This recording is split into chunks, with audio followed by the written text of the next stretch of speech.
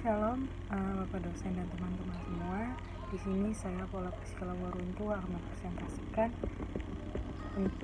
komunikasi yang efektif, efektivitas komunikasi, pentingnya komunikasi efektif di dalam suatu organisasi.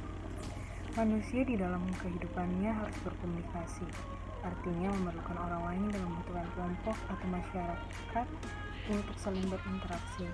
Hal ini merupakan suatu hakikat bahwa sebagian besar pribadi manusia terbentuk dari hasil integrasi sosial dengan sesama dalam kelompok dan masyarakat. Secara umum, komunikasi itu sendiri dapat diartikan sebagai proses pertukaran informasi yang bertujuan untuk mencapai pemahaman yang sama. Pada dasarnya, komunikasi dalam organisasi terbagi menjadi 3 bentuk. Yang pertama, komunikasi vertikal. Bentuk komunikasi ini merupakan bentuk komunikasi yang terjadi di atas ke bawah dan sebaliknya. Artinya komunikasi yang disampaikan pada pimpinan kepada bawahan dan dari bawahan kepada pimpinan secara timbal balik. Yang kedua, komunikasi horizontal. Untuk komunikasi dalam organisasi ini adalah secara mendatar. Komunikasi ini berlangsung di antar sesama karyawan atau pegawai dan sebagainya. Komunikasi horizontal ini biasanya berlangsung di dalam situasi yang tidak formal. Komunikasi horizontal ini berlangsung dengan cara tatap muka melalui media elektronik seperti telepon maupun pesan tertulis. Yang ketiga, komunikasi diagonal. Bentuk komunikasi dalam organisasi ini sering juga disebut komunikasi silang.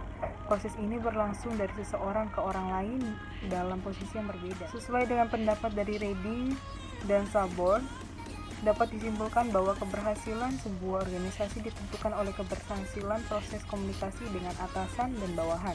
Ketika para pemimpin dapat berkomunikasi dengan efektif dengan bawahan, maka pesan yang disampaikan dapat diterima dengan baik. Dalam suatu organisasi, komunikasi yang efektif memiliki peran penting, yaitu yang pertama, meningkatkan produktivitas. Komunikasi yang efektif di tempat kerja hal yang paling penting membagi keberhasilan sebuah perusahaan. Setiap perusahaan memiliki seperangkat tujuan yang jelas. Kedua, menyelesaikan konflik.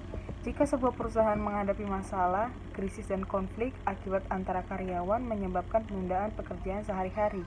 Hal ini menyebabkan pemborosan sumber daya dan menurunkan produktivitas secara keseluruhan. Komunikasi yang terbuka di tempat kerja dapat mencegah dan menyelesaikan konflik.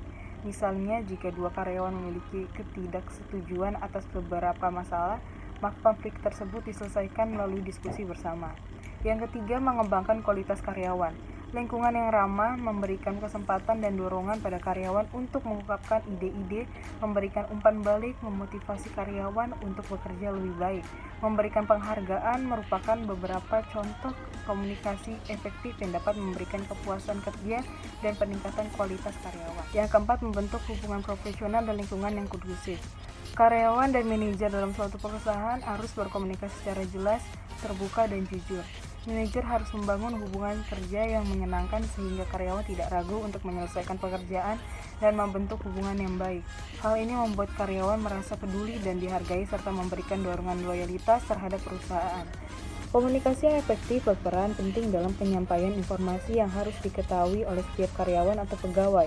Informasi tersebut berupa instruksi kerja, target dan organisasi tersebut, peran yang harus dijalankan oleh masing-masing peran karyawan atau pegawai, sampai masalah-masalah yang sedang dihadapi oleh masing-masing karyawan atau pegawai. Dengan demikian, komunikasi yang efektif memiliki peran penting di dalam sebuah organisasi. Dari komunikasi yang efektif akan menciptakan hasil yang selaras dan tercapainya target atau visi dan misi dari organisasi tersebut. Sekian presentasi dari saya. Jika ada salah-salah kata, mohon dimaafkan. Terima kasih.